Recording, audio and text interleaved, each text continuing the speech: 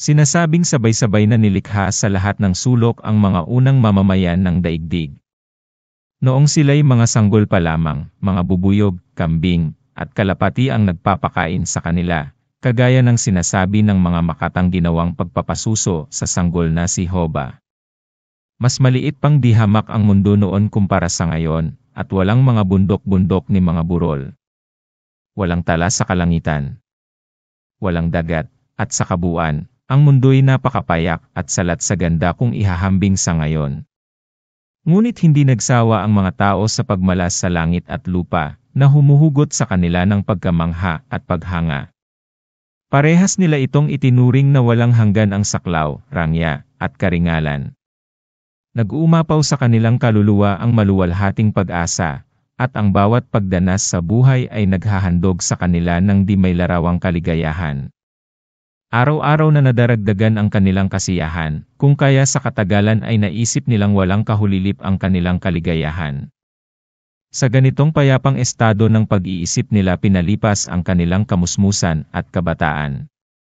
Nang magkagulang na sila, nagkaroon ng pagbabago sa kanilang nararamdaman.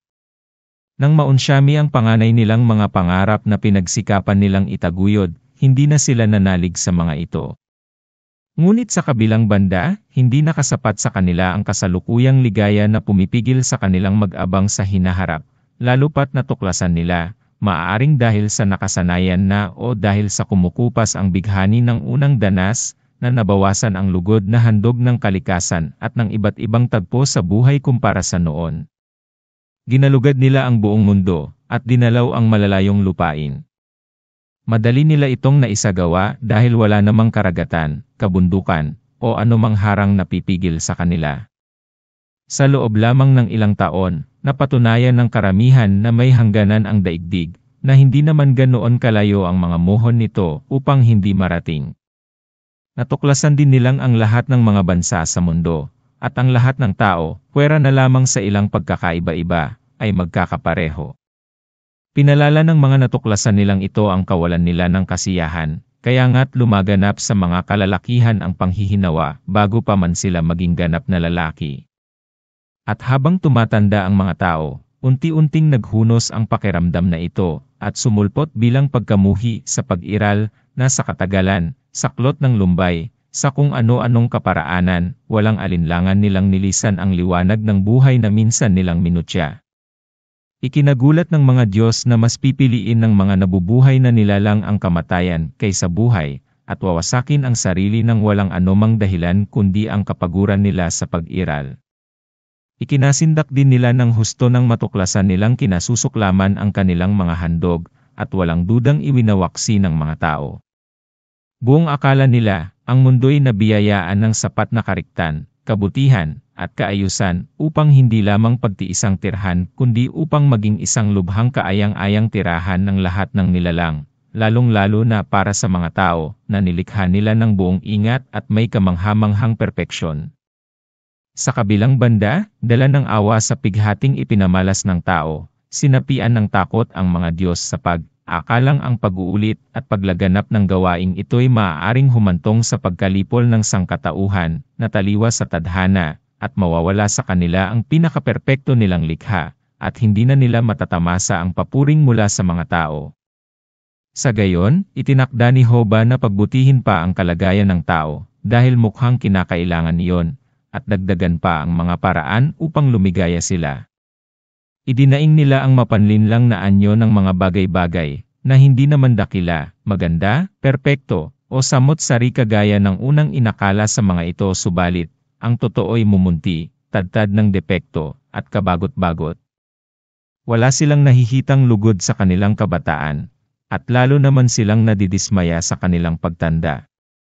Tanging ang kamusmusan ang nagpaligaya sa kanila, at nilulunggati ang katamisan ng kanilang mga nagdaang araw. Nagsumamo sila kay Hoba na gawing pangmusmos ang kanilang kalagayan sa habang panahon. Pero hindi mapagbigyan ng Diyos ang kanilang hiling, dahil taliwas ito sa batas ng kalikasan, at sa mga banal na atas at intensyon. Hindi rin niya maisasalin ang kanyang kawalang hanggan sa mga mortal, o di kaya'y pagkalooban ng walang humpay na ligaya at perpeksyon ang tao at mga bagay-bagay.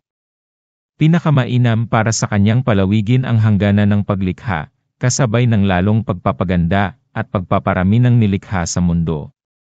At para sa katuparan ng ganitong layunin, pinalawak pa ni Hoba ang bawat sulok ng daigdig, at pinadaloy niya ang dagat upang paghiwa-hiwalayin ang mga pok na tinitirhan ng mga tao, upang magkaroon ng iba't ibang mukha ang mga bagay-bagay, at sa ginawang pagputol sa mga landas, pahirapan ang tao sa paggalugad sa mga kasulok-sulukan ng mundo. Idinisenyo niya rin ang dagat upang maging matingkad na representasyon ng kawalang hanggang nilunggati nila. At nangyari ngang nilamon ng tubig ang isla ng Atlantis, at iba pang malalawak na kalupaan, pero nagtagal ang alaala ng islang ito sa napakaraming daan taong lumipas mo sa iba pa'y nakagawa siya ng mga burol ang bundok.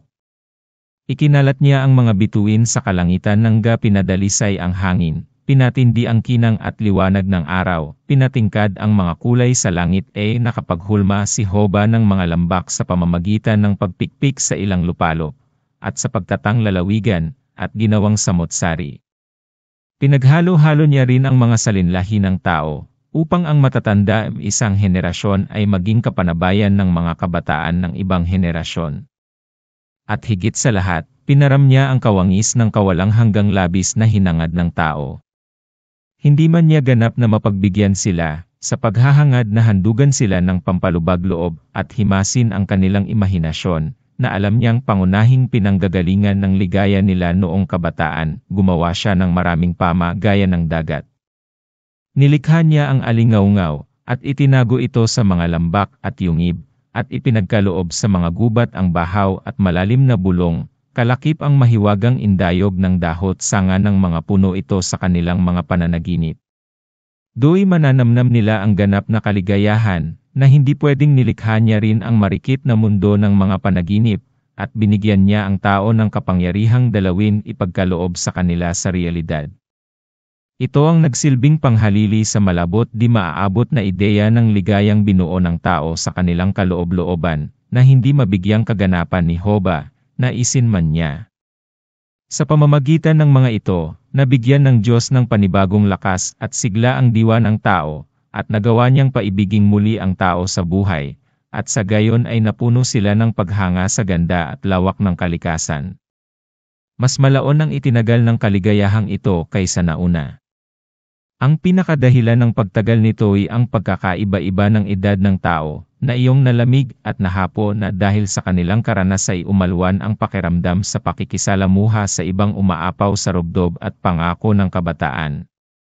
Ngunit sa paglipas ng panahon, kumupas din ang halina ng mga pampalubag loob na ito, at muling nanawa at napagod ang tao sa buhay.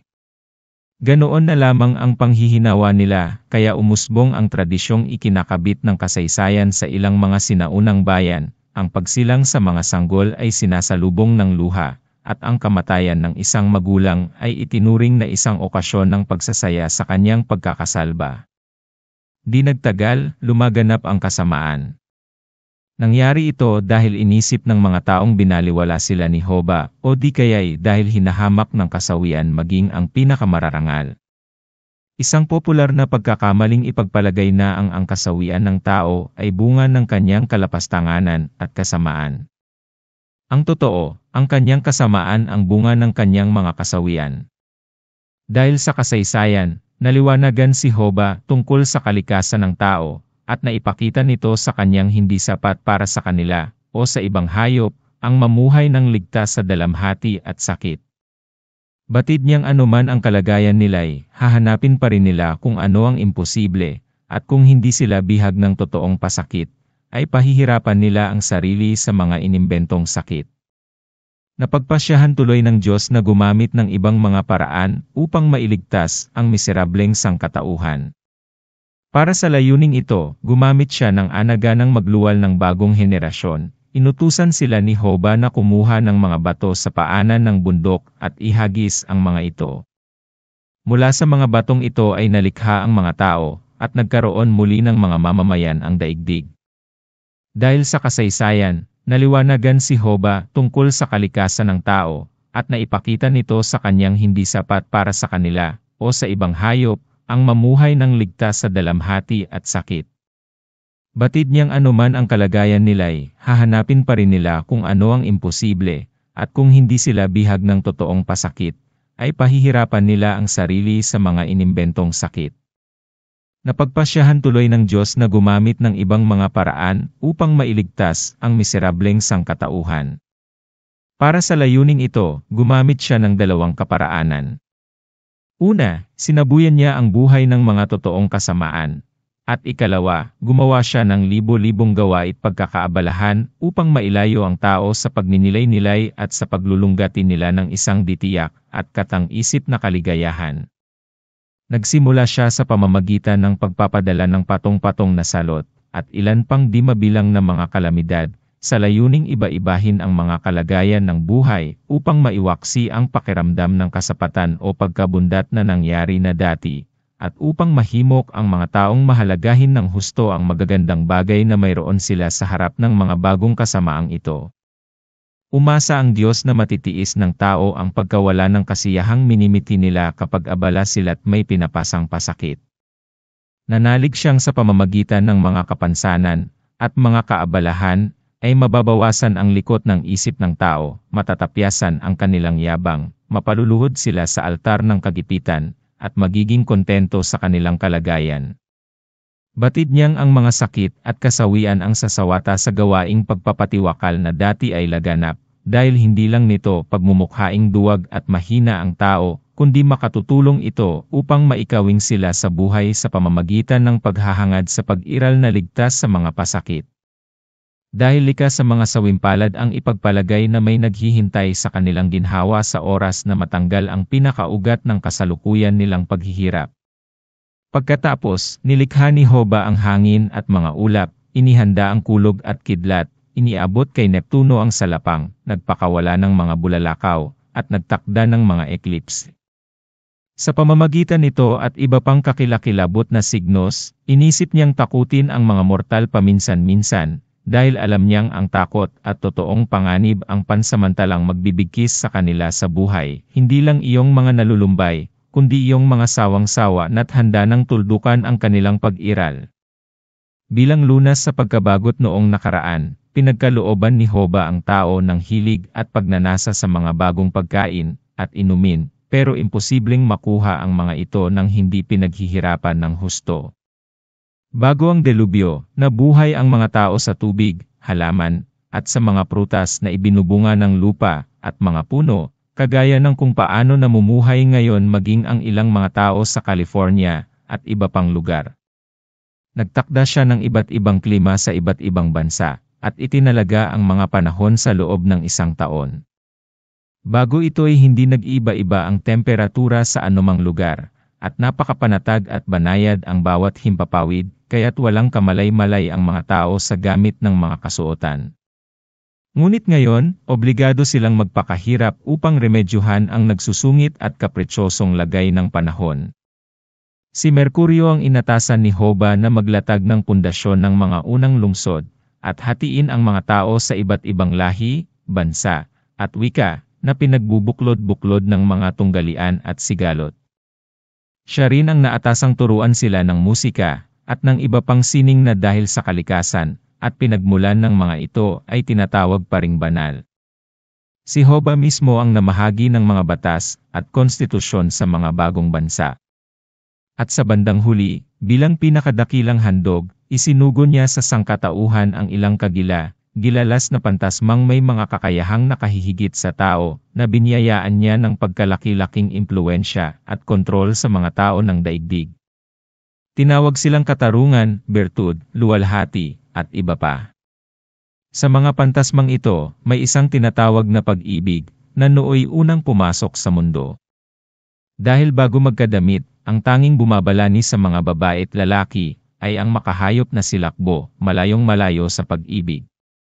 Maihahalintulad ang pakiramdam sa mga bagay na humahatak sa atin gaya ng pagkain, at mga kagaya nito, na ninanasa natin ngunit hindi minamahal. Sa pamamagitan ng mga banal na kautusang ito, malaki ang ikinainam ng kalagayan ng tao, at naging mas madali at mas kaiga-igaya kumpara sa dati, sa kabila ng mga kapaguran, pagdurusa, at sindak na ngayoy hindi na maihihiwalay sa buhay ng tao. At ang pinakaugat ng pangyayaring ito'y ang mga manghang ilusyon, na kung tawagin ng iba'y genie, at sa iba na may mga Diyos, na kanilang sinunod ng may marugdob na pagsamba at sigasig sa loob ng mahabang panahon. Ganoon na lamang kasidhi kung halip na ikadismaya, labis-labis pang ikinatuwa ni Hoba ang pangyayaring ito, dahil natanto niyang kung ang pag-aatubiling inialay ng ilang tao ang kanilang buhay para sa isa o alinman sa mga pantasmang ito. Sa pag-alabin ng mga makatat alagad ng sining ng kanilang panahon ang kanilang pasyon kung kaya't walang ilusyong ito, hindi na nila ito magagawang itakwil kagaya ng dati. Mas malaon ang itinagal ng yugtong ito buhay ay pinahalagahan ng tao bilang isang regalong karapat-dapat na alay sa mga dakila't maluwalhating nasa bingit na ito ng pagguho at pagbulusok. Sa tulong ng maliliwanag na ilusyong ito, ang pag-iral ay naging ng tuwa kaysa sa mga naunang panahon. At kahit sa paglipas ng maraming daan taon, at kahit halata ng madalit na kakayanan, hanggang sa isang panahong hindi pa masyadong nalalayo sa kasalukuyan. Ang pinakaugat ng pagbulusok na ito'y ang dali ng pagkamit ng mga tao sa kanilang layaw at lunggati, ay tumitinding di pagkakapantay-pantay sa pagitan ng mga tao sa lipunan, at iba pang kalagayan, habang palayo sila ng palayo sa republikanong modelong inilatag ni Hoba, ang muling pagsulpot ng kapritso't katamaran. Naibinunga ng panunumbalik na ito, ang paghupa ng interes sa samot-saring karanasang dati na may nagpapabalikwas sa kanila, at kung ano-ano pang hayag at importanteng dahilan. Muli, napuno ang tao ng pagkasuklam sa kanilang pag-iral, at muling inasam ng kanilang isip ang kaligayahang di pa natatamasa, na taliwas sa kaayusan ng kalikasan. Pero ang ganap na paghuhunos ng kapalaran ng tao, at ang wakas ng panahong iyon na tinatawag natin ngayong lumang mundo, ay dahil sa isang pambihirang impluensya. Ito, yon. Sa mga pantasma, bukod na itinangi ng mga sinaunang tao ay ang isang kung tawagi dunong. Malaki ang ambag ng pantasmang ito sa kasaganaan ng panahong iyon, at kagaya ng iba, tumanggap ito ng abot langit na parangal mula sa tao, ilan sa kanila'y namanatang pagsisilbihan siya. Madalas niyang ipangako sa kanyang mga disipulo na ipakikita niya sa kanila ang kanyang katipan, ang katotohanan, isang nakahihigit na espiritong kabangga ang siko ng mga Diyos sa langit, kung saan hindi pa siya nakabababa. Tiniyak sa kanila ng pantasma na ihahatid niya ang katotohanan sa mga tao, at magiging kagilagilalas ang impluensya nito sa kanilang buhay, dahil dito'y makakapantay nila halos ang mismong mga Diyos sa kaalaman, perpeksyon, at kaligayahan. Ngunit paano naman matutupad ng isang anino ang isang pangako, o di kaya'y udyukan ang katotohanang bumaba sa lupa? Kaya matapos ang matagal at pabulong-bulong na pag-aabang, nahiwatigan ng tao ang kadayaan ng dunong. Samantala, dala ng pagkahayok sa nobedad dahil sa kabagot-bagot nilang buhay, at itinutulak ng ambisyong mapantayan ang mga Diyos, at dahil na rin sa pag-aasam sa ligayang inakala nilang mapapasa kanila pag napasakamay nila ang katotohanan, pinangahasan nilang pakiusapan si Hoba na sandaling ipahiram sa kanila ang marangal na espiritong ito, at sinisi nila siya kung bakit mapanaghilit kay tagal niyang ikinubli sa mga tao ang mga biyayang matatamo sa pagkakaroon ng katotohanan. Nagkasundo silang ipahayag ang pagkadismaya nila sa kanilang kalagayan, at inungkat nila ang mga dati na nilang mabangis na idinadaing na may kinalaman sa kalupitan at hirap ng pagiging tao. Ang mga pantasmang dati kanilang itinangi, ay halos ganap ng inabandona ngayon, hindi dahil napagtanto ng mga tao na huwad ang mga ito, ngunit dahil nagpakasalaula sila sa isip at sa ugali hanggang sa mawalan sila ng malasakit kahit nasa paglitaw ng kabutihan. Kaya buong kapalaluan nilang tinanggihan ang pinakadakilang biyaya ng mga Diyos sa tao, at nagdahilan sila sa pagsasabing tanging ang mga pipitsuging geni ang isinusugo sa lupa, at iyong mga dakila, na kusang loob sana nilang sinamba, ay nakakanlong sa langit. Matagal na panahon bago pa man mangyari ito, nagpatong-patong na ang mga dahilan upang mabawasan ang biyayang handog ni Hoba sa tao, namumukod dito ang tindi at dami ng kanilang mga bisyo at krimen, na di hamak na masahol pa sa mga kapalaluan ng mga naparusahan sa delubyo. Naubos na ang kanyang pasensya sa sangkatauhan, napundi na siya sa pagkamaligalig nila at kawalan nila ng katwiran. Nakita niyang walang saysay ang pagsisikap niya upang maging masaya at kontento ang tao. Hindi ba't pinalawak niya ang mundo, pinag-ibayo niya ang mga panghalinan nito, at pinagyaman niya ang diversidad nito. Ngunit di nagtagal, itinuring ng tao, mapaghangad samantalang kapos naman sa kawalang hanggan na ang mga ito'y pare-parehas na limitado at walang kwenta. Sa gayon, itinakda ni Hoba na gawing halimbawa ang sangkatauhan sa habang panahon. Napagpasiyahan niyang parusahan ng walang pili ang mga tao, at isubasob sila sa kahirapang mas masahol pa sa dati nilang kalagayan.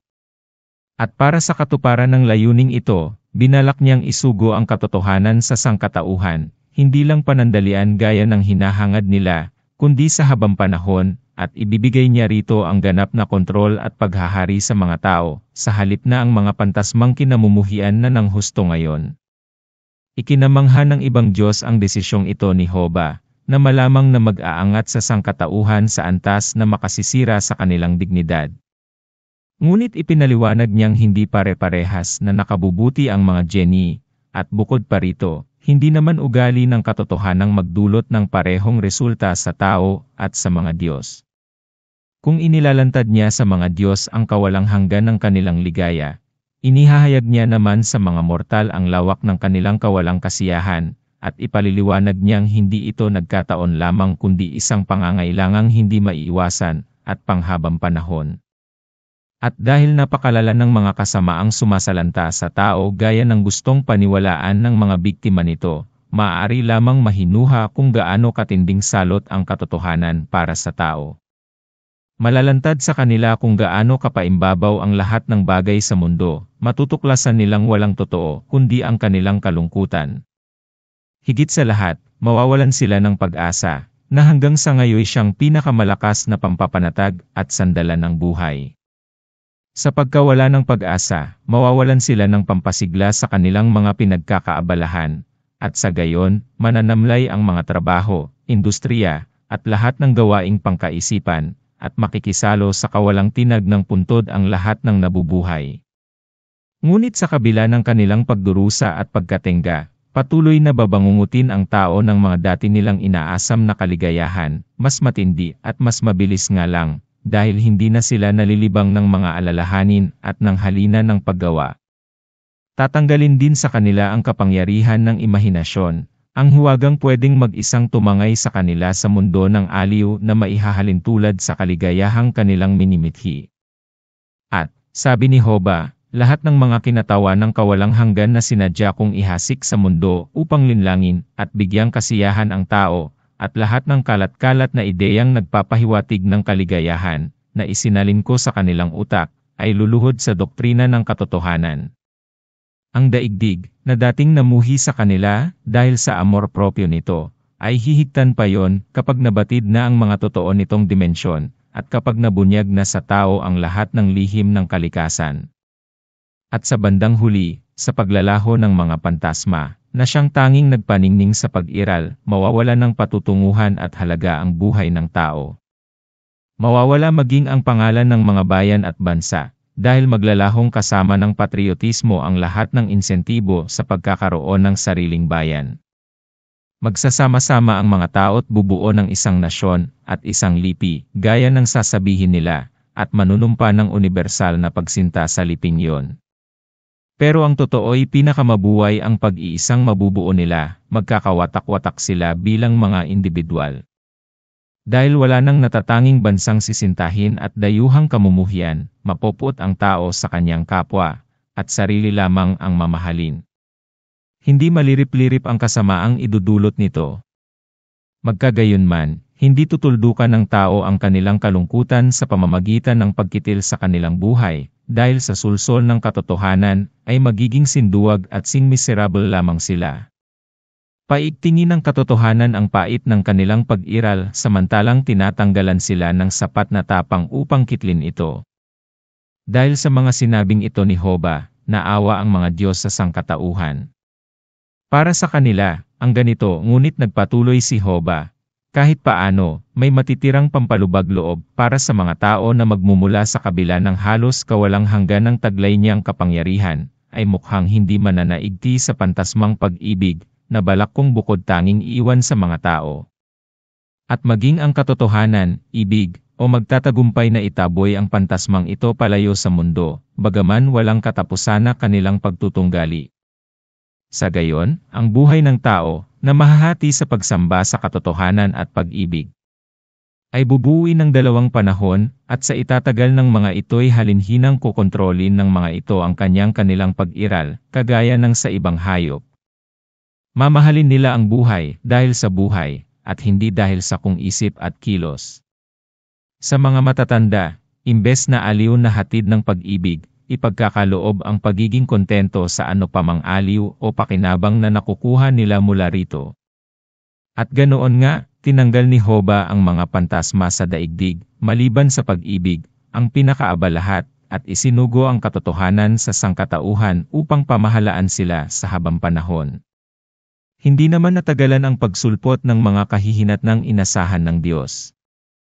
At ang nakapagtataka, kung noong hindi pa bumababa sa lupa ang espiritong ito, at wala pa itong totoong kapangyarihan sa mga tao, ay pinarangalan ng napakaraming mga templo at sakripisyo, na para bang pinalalamig ng kanyang presensya ang kanilang sigla. Hindi naman ganito sa kaso ng ibang Diyos, habang nagpaparamdam sila ay mas pinararangalan sila, pero pinalungkot ng katotohanan ang mga tao, at pinasibol nito sa loob nila ang puot hanggang sa tumanggi silang sambahin ito, at dahil lamang sa itinakda ay kaya nila ito sinusunod. At samantalang dati ang mga napasailalim ng kapangyarihan ng alinman sa mga sinaunang pantasma ay minahal at sinamba ang pantasmang iyon ng higit sa iba pa, kinasuklaman at minura ang katotohanan ng mga taong ganap niyang pinangasiwaan. Kaya, dahil hindi naman nila masawata ang kanyang paniningil, mula nooy nabuhay silang ganap na nagdurusa, na siyang tadhana nila sa kasalukuyan at sa habang panahon. Ngunit sa hindi pag-aanong nalalayong nakaraan, ang awa na hindi naman nasasaid sa utak ng mga Diyos, ay nakiusap kay Hoba na kahabagan ang kalunos-lunos na kalagayan ng mga mortal. Napansin nila ang pagdurusa ng ilang partikular na tao, na may kahangahangang talino, danghal, at dalisay na buhay, na lubhang dinadayukdok ng sulsol ng katotohanan. Noong unang panahon, noong katarungan, birtud, at iba pang pantasma ang nangangasiwa sa sangkatauhan, nakagawian na ng mga Diyos na dumalaw paminsan-minsan sa daigdig, at pansamantalang makipamuhay sa mga tao at lagit-laging sa mga ganoong pagkakataon ay nakikinabang ang sangkatauhan, o ilang mga individual, sa natatanging paraan. Ngunit dahil sa labis-labis na pagkaaba ng tao, at pagkalublob sa kasamaan, hindi na nila inisip na magpakababa at makipag-ugnayan sa kanila. Sa gayon, dahil sa pagkaawa sa ating kalagayan, tinanong ni Hoba ang mga immortal kung may isa sa kanilang gustong dumalaw sa daigdig gaya ng dati, at makiramay sa mga kasawian ng tao, lalong-lalo na yung mga mukhang hindi naman karapat-dapat na nakararanas ng universal na pagdurusa. Natahimik ang lahat ng Diyos. Paglaon, ang pag-ibig, na anak ni Venus sa langit, nakatukayo ng pantasmang pag-ibig, ngunit magkaiba sa ugali at kapangyarihan, at pinakamahabagin sa mga immortal, ay inialay ang sarili sa misyong ipinanukala ni Hoba. Kinagigiliwan ng iba pang Diyos ang Diyos na ito, na hanggang sa mga panahong ito'y hindi nila hinahayaang mawala sa kanilang paningin, kahit sandali man lang. Naisip ng mga sinaunang tao, na nagpapakita sa kanila paminsan-minsan ang Diyos na ito, ngunit hindi talaga ganoon. Nilinlang sila ng balat kayo at pagbabagong anyo ng pantasmang pag-ibig. Ang Diyos na may ganoon ding pangalan, ay unang dumalaw sa sangkatauhan, pagkatapos na mapasailalim sila ng imperyo ng katotohanan. Mula noon, bihira at sandali na lang kung dumalaw ang Diyos, dahil sa kawalang kwenta ng sangkatauhan, at dahil sa pagkainip ng ibang Diyos sa kanyang pagbabalik. Pagbaba niya sa lupa, pinipili niya iyong malalambot at dakilang puso ng mga pinakamapagbigay at pinakamabait sa mga nilalang. Doon siya pansamantalang nagpapahinga, itinatarak sa mga ito ang isang katamisang lubhang kakaiba at malinamnam, at binubuhay ang kanilang loob ng pinakamatatayog at pinakamasisidhing emosyon, kung kaya't nananamnam nila ang isang karanasang bagong-bago sa mga tao, ang pinakaubod at hindi ang talukab lamang ng kaligayahan. Minsan naman, ngunit bihirang-bihira, Siya ang nagiging dahilan ng pagsasanib ng dalawang puso, magkasabay na naglalagi sa kanila, at pinababangon sa kani-kanilang loob kapwa ang init at pagnanasa. Pinakikiusapan siya ng mga sinauna na pasibulin ang ganitong pagtataling puso, ngunit pinagbabawalan siya ni Hoba na bumigay sa kanilang mga pagsusumamo, puwera na lamang sa ilang pagkakataon, dahil ang ligayang hatid ng tapat na pagmamahalan ay masyadong nahahawig sa kaligayahan ng mga immortal.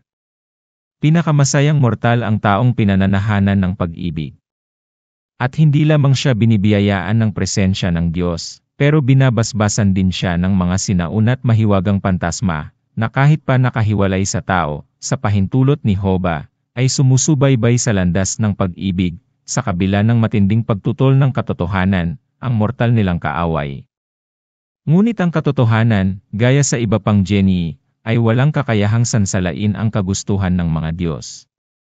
At dahil biniyayaan ng tadhana ang pag-ibig ng eternal na pagkabata, maaaring palitawin ng Diyos ang unang lunggatin ng tao, upang makabalik sila sa kaligayahan ng kanilang kabataan. Sa mga kaluluwang sinasapian niya, nagigising at nagkakabuhay ang pag-ibig, at habang nananatili siya roon, naroroon din ang pag-asang walang hanggan, at ang matatamis at hayahay na ilusyon ng kamusmusan. Maraming taong ignorante, at walang kakayahang tangkilikin ang pag-ibig ang umaalipusta't humahamak sa Diyos, kahit harap-harapan. Pero baliwala sa kanya ang lahat ng ito, at hindi siya naghihiganti sa mga ito, dahil likas siyang marangal at maawain. At nawalan na rin ng pakialam ang iba pang Diyos sa mga krimen ng tao, sapat na sa kanila ang higanting ipinataw nila sa sangkatauhan, at sa walang lunas na pagdurusang kalakip nito. Dahil dito, hindi na parurusahan ang mga halang ang kaluluwa't tampalasan, hindi nga lang sila hinahayaang magtamasa ng mga banal na biyaya.